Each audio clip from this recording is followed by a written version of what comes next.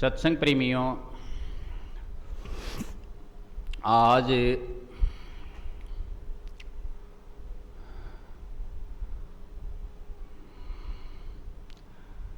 इस वर्ष का सबसे बड़ा दिन है। ठीक है जी, बड़ा दिन है और योग दिवस है।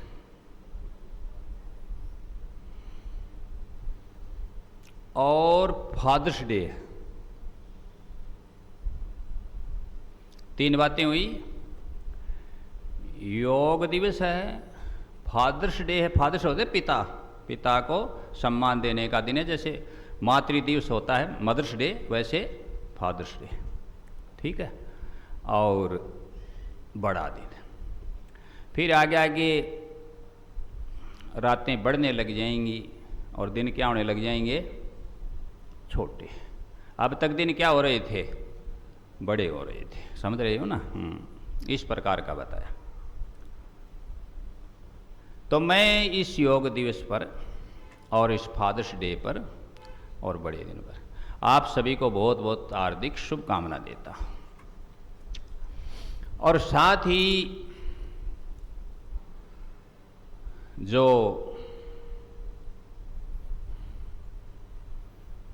फादर्स डे है उस पर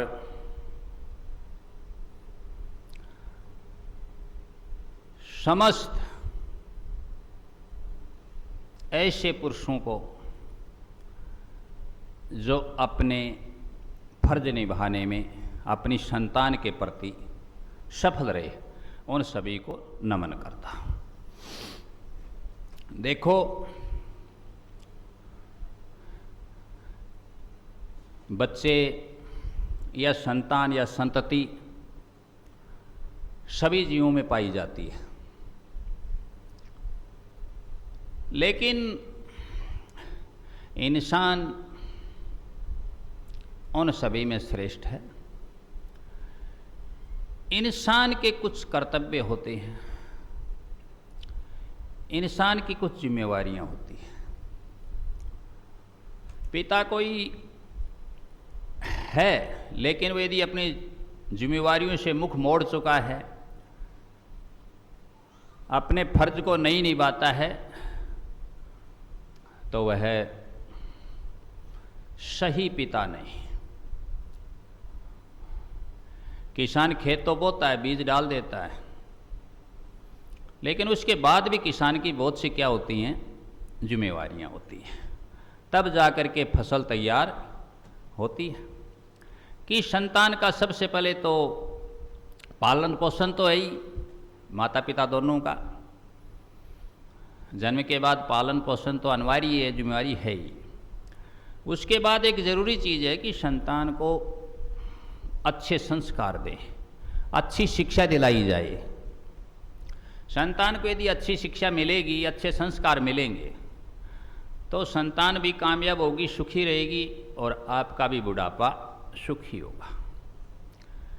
यदि आपने उनको अच्छे संस्कार नहीं दिए, अच्छी शिक्षा नहीं दिलवाई, तो जीवन भर आपकी संतान भी दुखी रहेगी, आपको गाली देती रहेगी, कोसती रहेगी कि हमारे माता पिता ने हमारे लिए कुछ भी नहीं किया, और आपको भी दुख ही दुख मिलेगा। इसलिए इस बात पर गौर फरमाइएगा कि आप अपनी संतानों को अच्छी शिक्षा दिलाओ और अच्छे संस्कार दो। जिन्होंने दिया है वो उनके सामने है, उसका फल भी उनके सामने है कि नतीजा क्या हो रहा है। जिन्होंने अच्छी शिक्षा भी नहीं दिलाई, अच्छे संस्कार नहीं दिए, संपत्ति तो दी, लेकिन संपत्ति तो यदि अच्छे संस्कार होंगे तो वह खुद ही अर्जित कर लेगा, खुद ही कमा लेगा। और इसके लिए कहा भी है कि पूत सपूतों का धन संचय, पूत कपूतों का धन संचय। पुत्र को यदि संस्कार देकर के आपने अच्छी शिक्षा देकर के सपूत बना दिया, तो अलग से संपत्ति देने की कोई आवश्यकता ही नहीं, स्वयं कमा लेगा। तुम क्यों परेशान हो रही हो? इसमें परेशान होने की आपको कोई ज़रूरत नहीं है। आप तो केवल उनको संस्कारवान बना दो। संपत्ति तो खुद ही हो, कमा लेंगे, अर्जित कर लेंगे, संपत्ति हो जाएगी। सबसे बड़ी संपत्ति संस्कार है। सबसे बड़ी संपत्ति क्या है?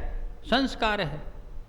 तो अच्छे संस्कार दीजिए जिससे संतान आगे चल करके महान बने और समाज देश के हित में अच्छे काम कर सके और आप भी सुखी रह सकें। बहुत से पिता क्या गलती करते हैं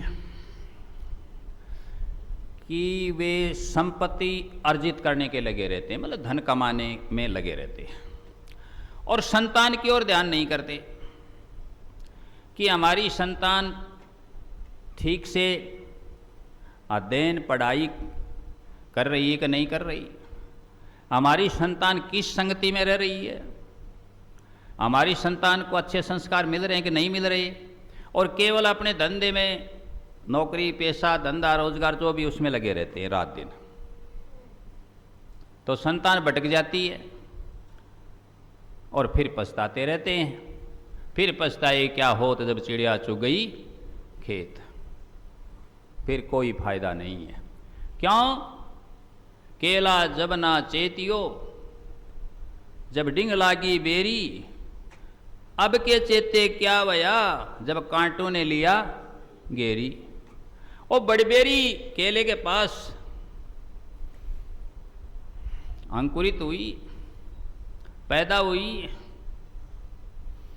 केले ने उस समय ध्यान नहीं किया। देखो कैसे अन्योक्ति को समझाया जा रहा है। यह अन्योक्ति अलंकार है,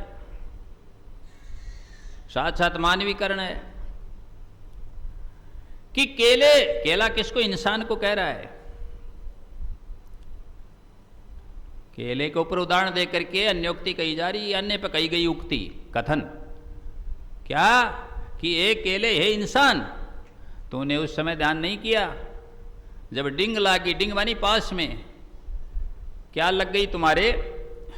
बड़बेर, ये कांटे, मतलब जब ये बीमारी, जब ये गलती तुमसे शुरू हुई उस समय तुमने उसका ध्यान नहीं किया। अब चेते क्या भाई, कांटू लिया गेरी। अब तू सोच रहा है, विचार कर रहा है, पछता रहा है, अब कोई फायदा नहीं है, क्योंकि अब तो कांटों से घिर चुका है। मतलब अब तो जो होना था वो हो चुका है।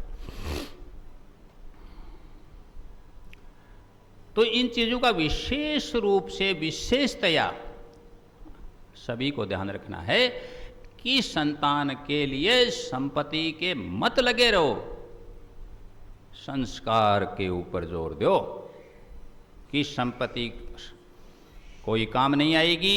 यदि ये कुसंस्कारी हो गया तो ये बर्बाद कर देगा, नष्ट कर देगा। इसलिए इसको क्या मिले? अच्छे संस्कार। और अच्छे संस्कार कहाँ मिलेंगे?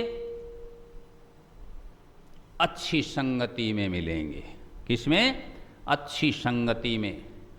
संत महापुरुष विद्वान लोगों की जो संगति है, सत्संग है, वो है, उसमें अच्छे संस्कार मिलेंगे।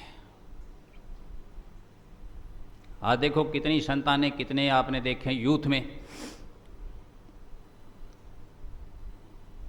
नशे में सब लिप्त होते जा रहे हैं। पंजाब जैसे राज्य का तो कहना ही क्या है, भटक गए, बैड हैबिट हो गई, कुसंगति हो गई। इसलिए तो बार बार कहा जाता है कि बेटेट वालों देन काइंड कंपनी। बुरी संगति से तो अकेले रह जाओ, अच्छे रहोगे, बुरी संगति में नहीं। गांव के बच्चे ज़्यादा पढ़ लिख करके उच्च पदों पर नहीं जा पाते, आपने देखा होगा सभी ने, और शहरों के चले जाते हैं। What is reason? क्या कारण है? कारण ये है कि वो उस चार दीवारी के भीतर, उस माहौल के अंदर रहे जिसमें वही चीज़ें थी, पढ़ने की, लिखने की, अच्छे संस्कारों की, शिक्षा की, उससे। और गांव में खुले रहे, परिवार पता नहीं कहाँ खेत में काम कर रहा है, कहाँ क्या कर रहे हैं, किसी का उस पर ध्यान ही नहीं है। वहाँ बच्चों को वही माहौल मिला, निकल गए आगे। आप देख लेना, देखें कितने आईएएस बने हैं गाँव से। ठीक से देखा जाए तो कोई 1% नहीं मिलेगा तुम्हें, तो क्या कर रहे हो फिर? देखो, सोचो। इसलिए इस चीज का ध्यान करो। स्वास्थ्य की वहां गड़बड़ है, शुद्ध वातावरण की वहां गड़बड़ है शहरों में, लेकिन बच्चे भटक नहीं पाएंगे। और यहां तो संगति मिल जाती है, कुसंगति, संगति भी क्या, कुसंगति, बैड कंपनी।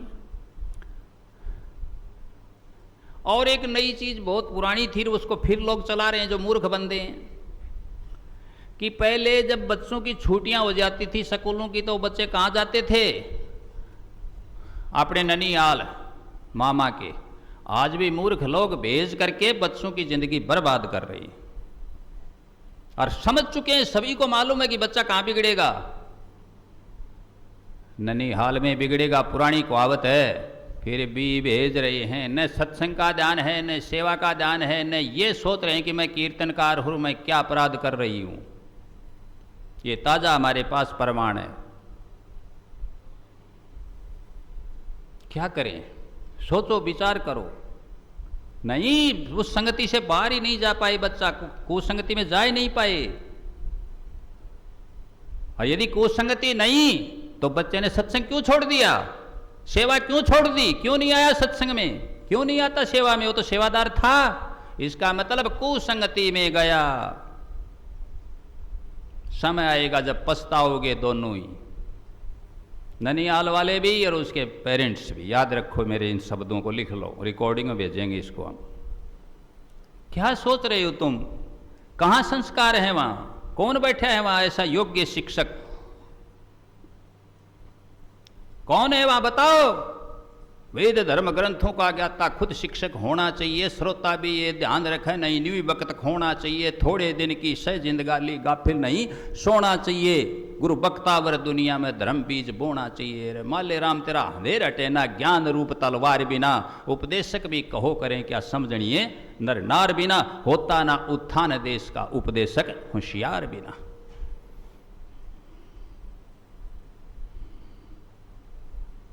तो वहां कहां तुम्हें संस्कार दिख गए कि वहां भेज दिया बच्चे को जिंदगी बर्बाद करने के लिए? बहुत से माता पिता ऐसी मूर्खता कर रहे हैं, हमारा बच्चा तो वहां पढ़ रहा है, देख तो लो, जांच तो कर लो, पढ़ रहा है तुम्हारा कि नहीं पढ़ रहा है, और कुछ पढ़ रहा है, पता नहीं और कोई पार्टी पढ़ गया हो। जांच करो, देखो, परखो, निरखो, जाओ, निगरानी रखो। मॉनिटरिंग का तुम्हारा काम है, नजर रखो बच्चे पर, तो संतान कामयाब होंगी। कल वो तुम्हें दुआएं देंगे तुम्हारे लिए बहुत, कि हमारे माता पिता योग्य थे, उन्होंने हमें कर दिया। हम उन कठिन परिस्थितियों में पले पोसे बड़े हुए।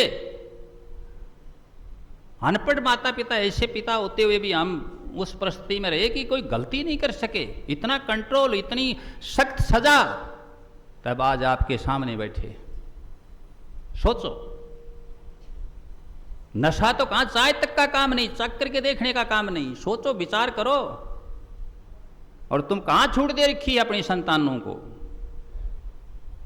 और जब ये बड़े हो जाएंगे तो केड़ा जब ना चेतियो, जब डिंग लागी बेरी। छोटे थे जब कंट्रोल में कर सकते थे ना, अपने हिसाब से चला सकते थे ना, मोड़ सकते थे ना, अब क्या करोगे?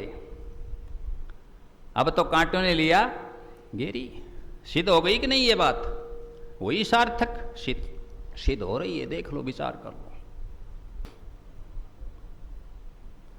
तो पहली बात क्या बताई? शिक्षा, संस्कार, ये दो। बच्चे माता पिता का सम्मान करें, आदर करें। पिता आसमान के समान है, जो हमें ढांके रखता सब कपर से, हमारे ऊपर है, सिर पर। बहुत बड़ी चीज है पिता, कोई छोटी चीज नहीं है। मां धरती है तो पिता आकाश है। तब ये संसार चल रहा है, तब ये प्रकृति फलती है, फूलती है, विकसित होती है, ये फूल खिलते हैं। पिता कोई छोटी चीज नहीं।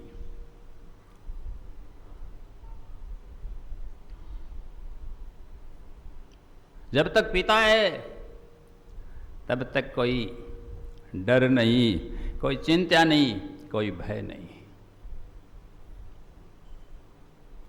गुरु बख्तावर जगा दिए, हम अज्ञान की निंद्रा सो रहे थे। माँ बापों की सिर पर छाया, बने बिना रकम के बोरे थे। चढ़ी जवानी आंखों में हुए लाल गुलाबी डोरे थे। वो दिन आते याद कभी रंग रूप हुसन के गोरे थे। तेरे छात के छोरे डीसी हो रे, गणपत तू जमींदार रहा। भावी के चक्कर में पड़ के व्याकुल हो नर, रह गया जमींदार। किसके कारण? ये माहौल था, ये व्यवस्था थी। गा लिया बजा लिया, कहीं पेट भर लिया, ठीक है। डीसी नहीं बन सके, डीसी समझ गए ना, डीसी वही बनता है। डिस्ट्रिक्ट कलेक्टर मतलब है जो IAS होता है। तेरे साथ के छोरे डीसी हो रहे, ये बात बड़े दुख में कही होगी पंडित जी ने। उसका ही क्लासमेट कोई क्या बन गया, कलेक्टर बन गया। और गणपत तू जमींदार तू आड़ की हथेली पकड़िया डोल हड़बाम, तो फिर भाई तू जमींदारा किसान रह गया।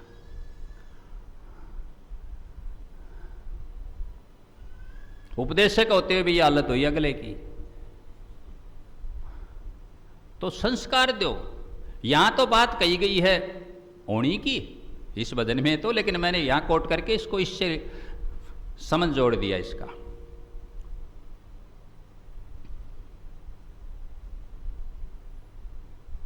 एक ने और कहा, बुद्धो तो कानू गो बन गो, हरिकेश पटवारी क्यों?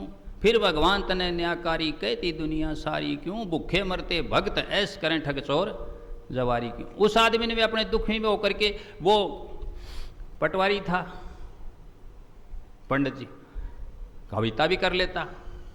अब हुआ क्या कि उसके नीचे करने वाले जो मूर्ख आदमी थे, जिनको कोई ज्ञान नहीं था, वो समय परिस्थितियों के अनुसार वो हावी था या होनहार समझो, वो क्या बन गया, उसके ऊपर बन गया।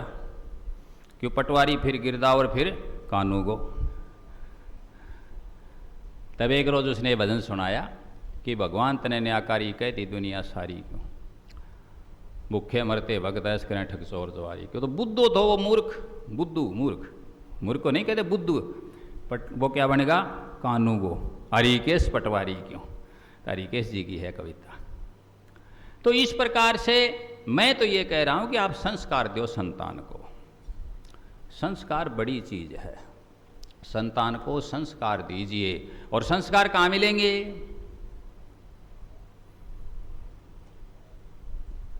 संस्कार कहाँ मिलेंगे बताओ?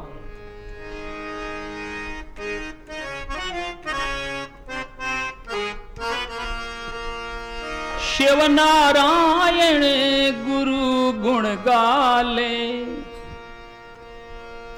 आप अपनी संतान पढ़ा ले। ओ आ जागी होशियारी, ओ आ जागी समझदारी, ले आ सत्संग सकूल मेरे। ए उम्र गमा दई सारी, बावले भूल मेरे। यहां भी ये कहा गया कि गुरु के गुण गाओ, अपनी अपनी संतान पढ़ाओ। देखो इस महापुरुष ने भी, ये संत हुआ एक शिवनारायण नाम का, तो उन्होंने कहा है कि शिवनारायण गुरु गुण गाले, आप अपनी संतान पढ़ा ले। आज जागी समझदारी, ले आ सत्संग शकूल मेरे। उम्र गंवा दी सारी, बावड़े भूल मेरे। तो सत्संग रूपी पाठशाला में संतानों को जोड़ो। छोटे छोटे बच्चे आते हैं फट से ही, बहुत से कहते हैं कि वो भजन करने का समय तो अभी थोड़ी ये बच्चे हो, तुम तो खेलो कूदो ये कर। नहीं, ये किसने तुम्हें बहका दिया कि भजन करने का समय बुढ़ापा है? और बुढ़ापा किसने देखा है? और क्या गारंटी कि सब में क्या आएगा? बुढ़ापा आएगा ना। ये गलत बात है। और यदि ये सही होती तो ध्रुव प्रहलाद ने कब भक्ति की बताओ? सुखदेव मुनि ने कब भक्ति की? ध्रुव प्रहलाद ने कब भक्ति की? कितने भगत हो गए छोटे बच्चे जन्म से।